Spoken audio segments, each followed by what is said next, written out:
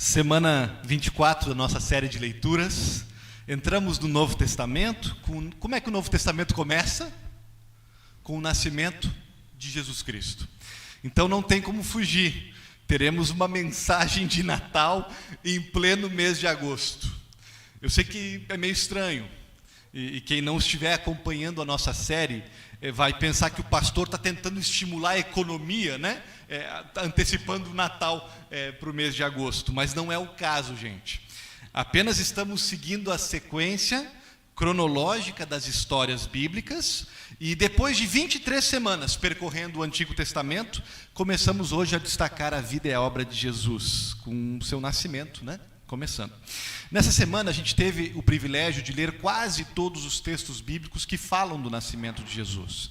E nos deparamos com uma palavra que permanentemente está atada ao nascimento de Jesus. É o conceito mais importante, teologicamente, existencialmente, sobre o Natal.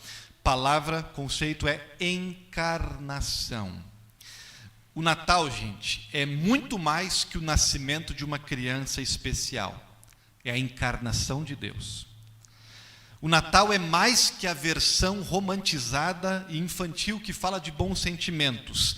Na gravidez de Maria, na manjedoura de Belém, Deus estava assumindo a nossa carne, a nossa humanidade. Deus estava entrando na história, no tempo e no espaço. Essa é a doutrina da encarnação. Quando eu falo de doutrina, eu convido vocês a ter assim a mente aberta, receptiva, porque eu sei que é uma palavra, doutrina, que meio que dá sono em alguns, dá ranço em outras pessoas, mas nós estamos tentando sempre lembrar que doutrina é fundamental, que doutrina é terapêutico. É terapêutico, cura, né? Doutrina anda lado a lado com a vida e com a prática. Hoje a doutrina, então, da encarnação. Aqui na nossa igreja, gente, nós temos assim muitos amigos que nos visitam e que não acreditam nas mesmas doutrinas que nós acreditamos. Respeitamos essa pessoa. E se você é uma delas, onde quer que você esteja, saiba que você pode ficar à vontade entre a gente. Por outro lado, na nossa igreja nós temos, claro, as pessoas que são parte da igreja e que acreditam nas questões, nas doutrinas básicas do cristianismo, como a doutrina da encarnação. Então, hoje eu vou abordar esse tema levando essas duas perspectivas em consideração. Eu primeiro quero falar de encarnação, especialmente para os nossos amigos céticos, para os nossos amigos que não acreditam muito nesse negócio, tá? Depois eu vou falar, claro, de encarnação mais para gente que acredita, que aceita a encarnação. E no final, quem sabe, para os dois grupos, uma aplicação, porque no fundo, a gente está misturado e toda a mensagem é aplicável a todos, ok? Todo mundo pode se conectar e responder a ela. Primeiramente, gente, então, encarnação para os nossos amigos céticos, tá?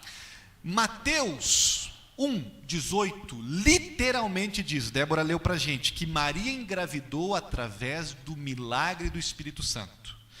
Deus entrou no ventre de uma mulher judia. Deus foi um embrião. Deus esteve conectado a uma mãe via cordão umbilical. João 1 vai dizer que o verbo se fez carne, que Jesus já existia desde a eternidade, já era Deus, sempre foi Deus, sempre esteve agindo na história, mas na hora certa, com um propósito específico, ele vem ao mundo. E essas são informações que nós encontramos na Bíblia, e os cristãos desde sempre reconheceram isso.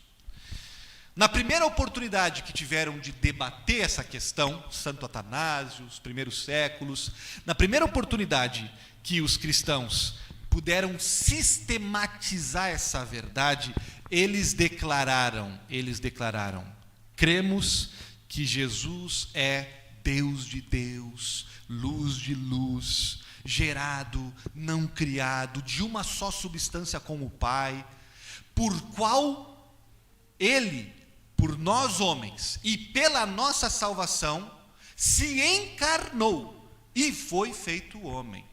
Está lá no credo niceno. Estas afirmações, elas são comuns para nós cristãos, mas elas são inéditas, até escandalosas, tá? No campo das religiões.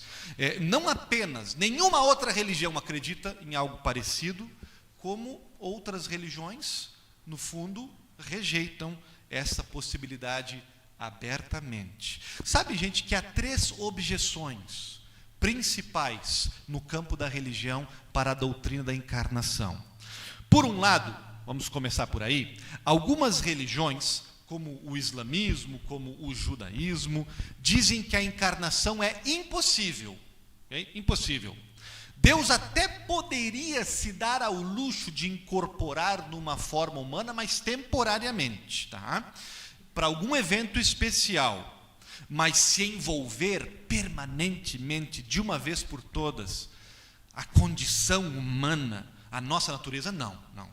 Isso é impossível, é inviável para Deus. Por quê? Porque Deus é totalmente outro, porque Deus é grande demais, finitum non capax infinito, transcendente. O ideal não se mistura com o real. Deus é grande demais, diferente demais. Nunca poderia Deus ir para um útero de uma moça, se tornar uma simples célula, um bebê que faz xixi na fralda, tão pequeno, tão vulnerável, a ponto de precisar de um colo. Deus não poderia se tornar algo assim. É uma objeção. Sabe que o cristianismo até concorda que Deus é totalmente outro, que é grande demais, mas o cristianismo vai dizer que justamente parte desta grandeza é se apequenar, é se rebaixar, é se humilhar. Se uma pessoa, sabe, que se acha grande demais, se ela se acha grande demais para se ajoelhar, para brincar com uma criancinha pequena, o que a gente diz disso? A gente diz que aquela pessoa não é tão grande como ela pensa que ela é. A pessoa que se julga grande demais para se agachar para brincar com uma criança, para se abaixar para cumprimentar um porteiro, para se abaixar para ser empático com alguém supostamente num nível inferior, essa pessoa não é tão grande assim. É, na verdade, muito menor do que uma pessoa que está disposta a se apequenar, a se humilhar. Então, gente, nós até entendemos o argumento das religiões, ou de qualquer um que não consegue conceber que a divindade realmente possa se rebaixar para se tornar um de nós, mas contra-argumentamos. Dizemos que somente um Deus que sabe descer, que se predispõe a se tornar pequeno, pode realmente ser grande. Não há maior grandeza que esta. Não há exibição mais magnífica da majestade e do poder e do amor de Deus do que ele se tornar um bebê.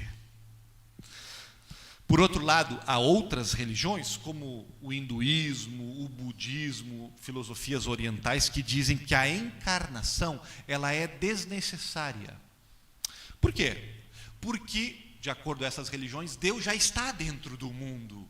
Deus já está dentro de cada um. Não precisamos de encarnação.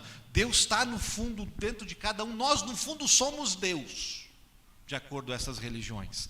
Temos dentro de nós centelhas da divindade.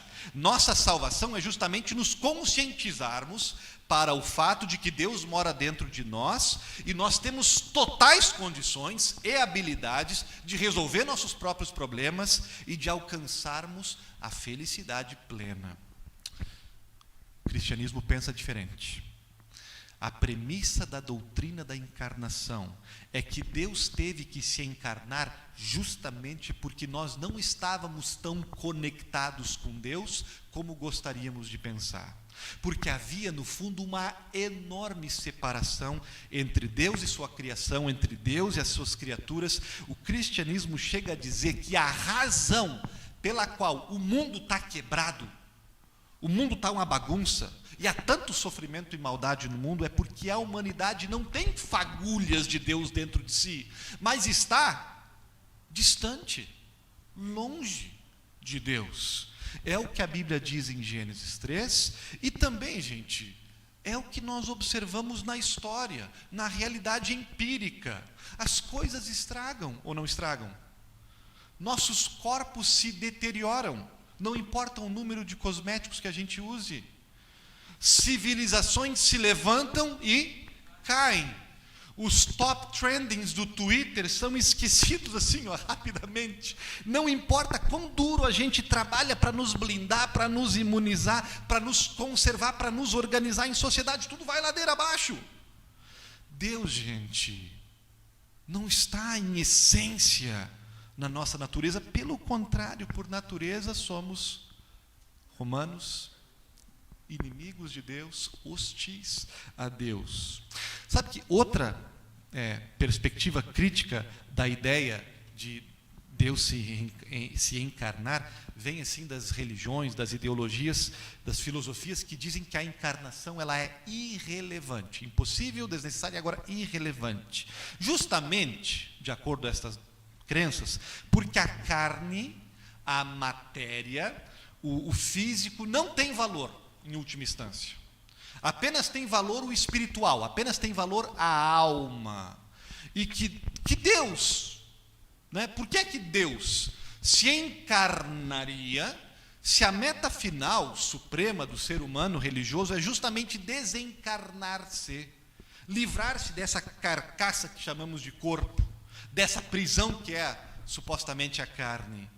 Sabe, gente, que o argumento até faria sentido se carne, matéria, o lado físico do mundo do ser humano fosse realmente mal, inferior ao espiritual. Mas não é o que nós encontramos no cristianismo.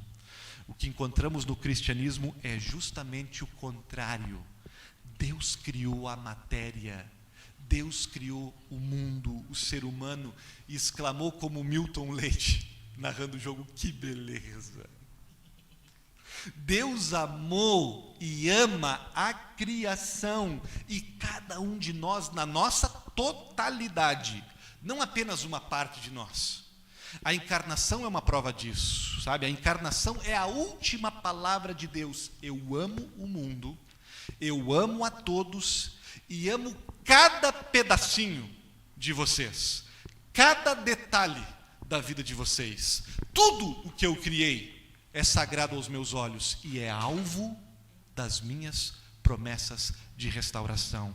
Gente, em resumo, eu não sei se ao tocar nestas opiniões, se você se sentiu representado, mas com todo carinho, em espírito de diálogo, nós cristãos nos atrevemos a crer e a valorizar a encarnação de Deus.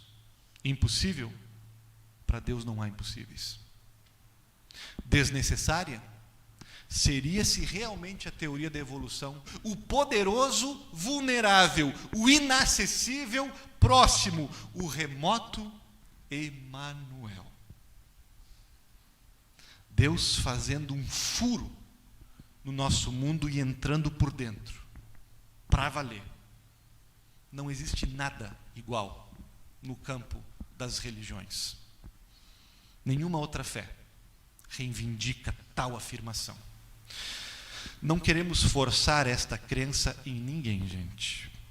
Não queremos fazer isso com os nossos amigos mais céticos. Apenas convidamos a que respeitem e, quem sabe, considerem.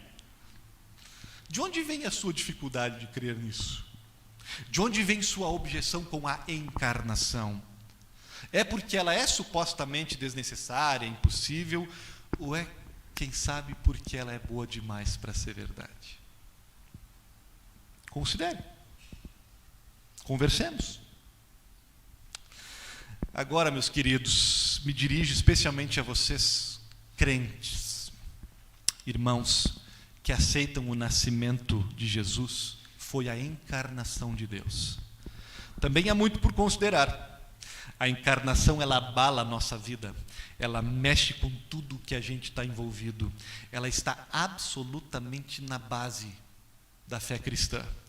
É um dos mais preciosos presentes que Deus deu à humanidade, é um grande milagre, é uma revolução, que transforma praticamente a nossa visão de tudo. Não vou ter tempo de falar de tudo, vou pelo menos mencionar 3 pontos aqui. Sabe que a encarnação, ela revoluciona o nosso enfrentamento com o sofrimento. Explico. Não importa a visão que você tenha de Deus, da vida, o maior problema que a humanidade tem é o sofrimento. É a dor, maldade. Se escolhermos o ateísmo, o sofrimento vai ser um grande problema para a gente. Porque se dissermos que Deus não existe, então por que a gente se preocupa com dor e sofrimento? O que tem de errado com ela? Qual é o critério? Qual é o parâmetro? E se nós escolhermos crer num Deus que é meio abstrato, sabe? Genérico, que não se revela claramente, que não se envolve, também não teremos resposta. Porque se Deus é bom e poderoso, por que Ele não acaba com o sofrimento? Essas são questões muito difíceis de responder, tanto para quem não acredita em Deus, como para quem acredita num Deus meia boca, num Deus genérico. Nós acreditamos num Deus encarnado. E aí nós temos uma visão consoladora para oferecer diante da dor. Podemos não ter todas as respostas, mas nós temos a principal. Como assim? É que a doutrina da encarnação nos revela um Deus que não está alheio, que não ficou assistindo o sofrimento da humanidade de fora. Nos revela um Deus que diz: meus filhos, eu odeio tanto sofrimento, e eu amo tanto vocês, que eu me voluntario para entrar na bagunça de vocês, e eu assumo uma carne, uma pele, para que eu possa carregar, de fato, o sofrimento, de uma vez por todas. Meu filho, o único jeito de destruir para sempre o sofrimento é se eu, o teu Deus, encarar o sofrimento, é se eu experimentar ele. E eu só consigo destruir o sofrimento sem destruir o sofrimento. Tem duas atitudes, gente, muito nocivas, que as pessoas têm e não precisam ter, porque a doutrina da encarnação nos liberta. Duas atitudes nocivas. Talvez você vai se identificar. Qual é a primeira coisa que uma pessoa que está sofrendo pensa, diz para si mesma? Alguma coisa está errada comigo. Eu devo estar pagando por algum castigo. Muitas vezes, quando a dor nos pega, gente, nós passamos a nos odiar, pensando que é algum tipo de karma, que é algum tipo de punição, e aí a gente adiciona mais culpa em cima, mais confusão em cima. A doutrina da encarnação nos liberta de pensar assim. Sabe por quê? Porque ela nos mostra que tanto pessoas ruins como boas sofrem igualmente. Porque a pessoa mais boa da história que entrou nesse mundo, a mais correta, a mais perfeita, sofreu. E não era castigo nenhum dela. Deus se encarnou e sofreu. O mundo não funciona num sistema perfeito de causa e efeito. Segundo lugar, qual é a outra coisa que a gente faz? Se a gente não culpa a gente mesmo pela dor que a gente está sentindo, a gente aponta o nosso dedo para quem? A gente diz: eu não me odeio, mas eu odeio a Deus. Deus deve ser insensível e cruel em permitir uma coisa dessas comigo. A doutrina da encarnação nos liberta desse pensamento nocivo também, porque nos diz, gente, que Deus voluntariamente veio e sofreu as piores coisas, justamente para acabar com o sofrimento que a humanidade passa. Gente, um Deus assim não pode ser insensível, gente. Um Deus assim não é indiferente, não temos o direito de pensar uma coisa dessas. Por alguma razão, não temos todas as respostas para o sofrimento quando a gente passa por ele. Não temos todos os porquês, os paraquês. Às vezes temos, sabe? Às vezes não temos. Por alguma razão, o sofrimento ainda não terminou. Mas se o nosso Deus levou o sofrimento tão a sério, a ponto de se encarnar, então, gente, podemos ter certeza que um dia o sofrimento vai ter fim. Por que é que ainda não acabou? Eu não sei. Mas eu posso dizer que a gente não precisa e não deveria pensar que Deus é indiferente. Meus irmãos, o nosso Deus é o único Deus encarnado. Nosso Deus é o único Deus ferido, com cicatrizes. Tem um monte de deuses aí fora, panteísta, teísta, abstrato, um monte de deuses que não fazem absolutamente nada. Aqui tem um Deus que está cheio de dores. Um Deus que sofre, um Deus que tem cicatrizes nas mãos, nos pés, na costela, que falam contigo. Ninguém tem um Deus com cicatrizes que fala com a gente. A doutrina da encarnação, ela revoluciona o nosso enfrentamento do sofrimento, porque nós temos um Deus que tem experiência com o que a gente passa. Temos um Deus que não está simplesmente punindo, recompensando pessoas. Às vezes pode ser que isso aconteça, tá? Mas isso não explica totalmente o sofrimento. A encarnação nos tira desse lugar que fica buscando o tempo todo uma explicação simplista para o sofrimento, nos tira do beco de saída e nos leva para o lugar da fé, da confiança. Essa dor é temporária, porque nós temos um Deus que nos ama e nos ama no meio da dor. Ele passou por isso. A doutrina da encarnação, ela também revoluciona a nossa visão da pobreza. Ok?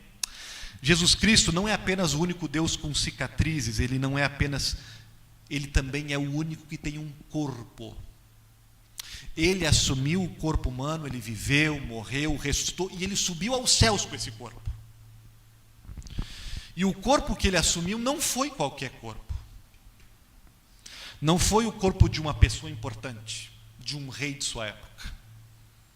Ele intencionalmente, gente, escolheu entrar no mundo como uma criança pobre. Ele foi, poderíamos dizer, um refugiado na sua infância.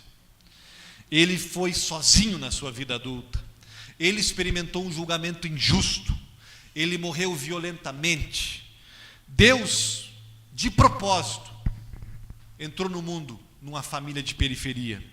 Ele passou a sua vida na base da pirâmide social. E o que isso significa? Que nossa fé tem algo a dizer, com conteúdo, com integridade, sobre salvação da alma depois da morte, ao mesmo tempo que fala de um Deus que se preocupa com a nossa vida antes da morte, com o corpo da gente, com a nossa família, com os nossos amigos, com as nossas profissões, com a nossa saúde, com o meio ambiente, com a sociedade. Porque em Jesus Cristo encarnado, Deus veio redimir alma e corpo. Lembram quando ele ressuscitou? Enquanto alguns lhe confundiam como um mero fantasma, ele pedia peixe e convidava as pessoas para tomar um café da manhã. Quando Deus se encarnou, ele estava começando uma missão, gente. Atentos a isso. Que é muito maior do que simplesmente levar pessoas um dia para o céu. O céu é só o começo do que ele tem preparado para a gente. Ele se encarnou para restaurar todas as coisas, para consertar toda a criação, para falar de ressurreição. Isso é revolucionário. Matéria importa, comida e bebida que tem gosto bom, uma casa limpa que cheira bem, e as pessoas que não têm essas coisas precisam ter essas coisas em algum momento. Isso é parte da nossa missão também. Uma fé ativa no amor importa. O cristianismo não fica sentado de braços cruzados esperando as coisas acontecerem. O cristianismo é luta para abençoar as pessoas com paz interior, mas com vida em abundância, com vida vivida. na realidade. Sabe onde mais a encarnação mexe? Ela mexe também com a esperança da gente. Nosso olhar para a vida, nossos sonhos, nossa fantasia. Sabe que quando a gente lê aquelas histórias, nossas poesias favoritas, nossos filmes, nossas músicas, aquelas que nos fazem chorar, aquelas que nos enchem de alegria, de expectativa, aquelas que dizem assim: o amor é mais forte que a morte, o bem vence o mal no final, caráter vale mais do que sucesso, vida humana é mais importante que uma montanha de dinheiro. Sabe quando a gente lê essas histórias, vê esses filmes e diz: sim, é verdade, eu preciso disso, eu quero isso. A gente torce por isso, mas qual evidência a gente tem de que isso é verdade? Porque a ciência não prova isso pra gente. Ciência não prova que o amor é mais forte que o mal, que a vida humana é mais digna que um monte de químicos, células e biologia. Green Day canta que os caras legais chegam por último. Legião Urbana canta que os bons morrem jovem. João amava Teresa, que amava Raimundo, que amava Maria, que amava Joaquim, que amava Lili, que não amava ninguém. Então a gente tem, de um lado, o nosso desejo de que o bem vença o mal, de histórias que dizem isso. Por outro, a gente também tem um monte de histórias e um monte de fatos que não garantem esse final feliz, esse sonho realizado. O que está certo? Como cristãos, a doutrina da encarnação, Jesus invadindo este mundo e dinamitando o muro que separa a humanidade de Deus, nós temos razões para acreditar que o bem vence o mal. Quando lemos A Bela e a Fera, nós temos razões para acreditar que existe sim um amor que ultrapassa prisões e nos redime em nossas monstruosidades. Podemos assistir Peter Pan e afirmar com convicção: um dia eu vou voar e um dia eu nunca vou envelhecer. Podemos, com a Bela adormecida, esperar, mortos vivos em nossos pecados, o nosso príncipe da paz chegar para nos ressuscitar. Será verdade isso, gente? Podemos ter essa esperança? Pode apostar que sim. Estas histórias que a gente lê e se identifica e sonha estão ancoradas numa história verdadeira, histórica, legítima, que começou a acontecer quando Deus disse para Adão e Eva: eu vou salvar vocês, e que teve um momento ápice quando Cristo entrou na história, nascendo em Belém. Deus veio a este mundo e enfrentou o dragão. Apocalipse nos conta essa parte do Natal. Está lá, é só conferir. Gente, a doutrina da encarnação, ela revoluciona tudo. Ela nos dá ânimo para viver. Ela nos coloca um olhar positivo, otimista, esperançoso para a nossa vida. E como é que a gente responde a ela? Eu já falamos um pouquinho de implicações, mas eu quero ser um pouco mais enfático. O que isso tem a ver com a gente? Okay? Como é que a gente responde? Quando a gente lê, sabe, os relatos do nascimento de Jesus, sabe que cada autor tem um foco. Tá? Lucas destaca Maria, Mateus, do nosso texto hoje, fala mais de José. Vocês viram? José vai ser o nosso modelo de resposta hoje.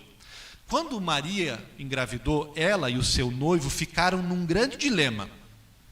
Quando um casal de namorados judeus noivava, eles não tinham intimidade nenhuma até o casamento. E quando a gravidez milagrosa de Maria começou a aparecer, cidade pequena, todo mundo deve ter começado a comentar ou da infidelidade do casal para com Deus, ou da infidelidade da noiva para com o noivo.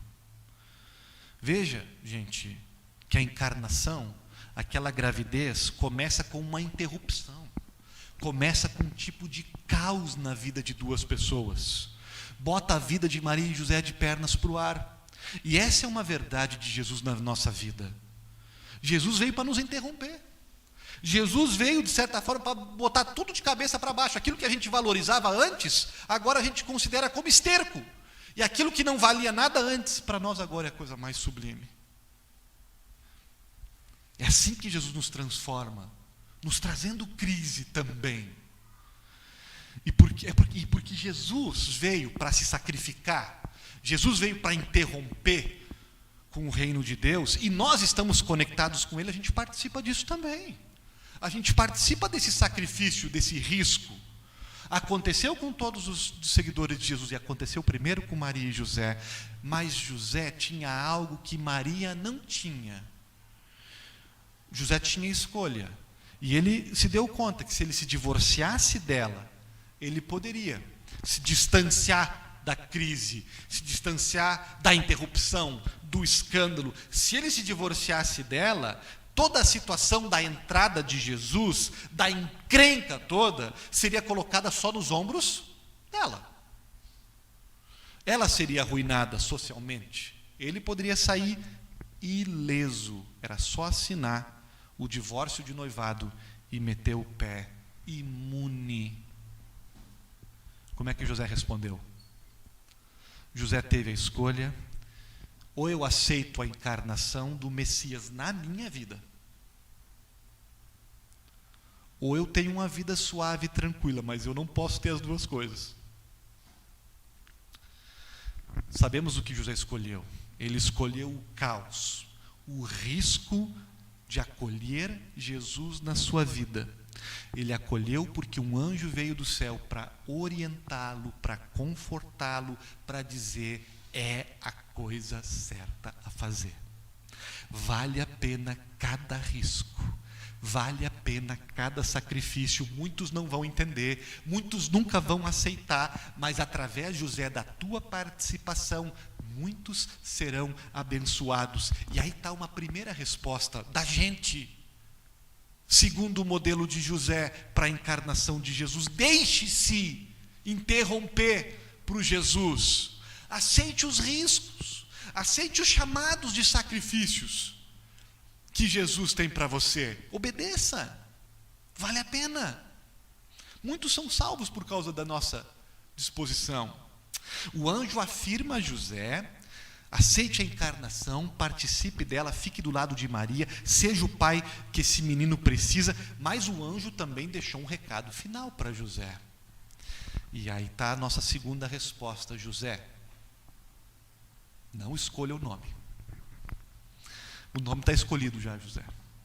Eu sei que na tua cultura, José, escolher o nome é direito do pai, mas José, você não vai poder nomeá-lo. Zezinho, José Júnior. Esse menino vem com um nome pré-determinado nos céus, na eternidade. Ele já vem com um nome próprio. A resposta de José à encarnação. Agora, além de aguentar a vergonha, a rejeição, a crise, os ajustes da vida, ele vai ter que abdicar de uma prerrogativa social, do símbolo de honra e de liderança da sua família. Nomear o filho. Aquela criança entraria no mundo devidamente designada: Jesus, Emanuel. E a razão para isso, o próprio anjo disse: o nome servirá como um sinal, como um cartão de visitas, como uma etiqueta permanentemente exposta, como substantivo próprio que estaria na boca dos parentes, nos registros do cartório, nas matrículas escolares. Quem quer que se encontrasse com o filho de Maria e José pronunciaria sílabas significativas, sílabas proféticas. Para alguém atento à palavra de Deus, a alcunha denunciaria o que aquele homem tinha nascido para fazer: salvar o mundo dos seus pecados, ser Deus com a gente. E aí está a segunda resposta de José e a nossa para a encarnação: resista à tentação de você nomear o Filho de Deus, de você querer ser o agente dele. o empresário dele, que diz onde ele deve e não deve fazer e agir. Resista a ser um manipulador, não ousem nomeá-lo. Teima o anjo. Essa criança não entrará na história para ser domesticada, para servir de fantoche para você, de muleta para você. Essa criança ceda ao teu direito suposto e abra mão da tua preferência de ter um Salvador que você possa controlar sem condições. Acolha-o como ele é. Receba com o nome que ele foi dado. Chame por Jesus de Nazaré, o Salvador dos homens, o Messias de Israel. Gente, se nós tentarmos rebatizá-lo com um nome, com um rótulo que sirva a nossos interesses pessoais, a nossas ideologias, ouviremos mais cedo ou mais tarde um anjo dizer para nós: só lamento. Não é teu direito nomeá-lo, não é possível. Nomeia quem você quiser, mas Deus você não nomeia, e é bom que você não o faça. Entenda que não é você que dá nome a Ele, mas é Ele quem dá nome a vocês. E Ele já deu, ou eventualmente dará. Não podemos nomear a Jesus, mas podemos desfrutar, descansar o nome que Ele tem: meu Salvador, meu substituto, meu Rei. E desfrutar também do nome que Ele deu para nós: discípulos, amigos, filhos. Há uma tonelada de graça aí. Amém.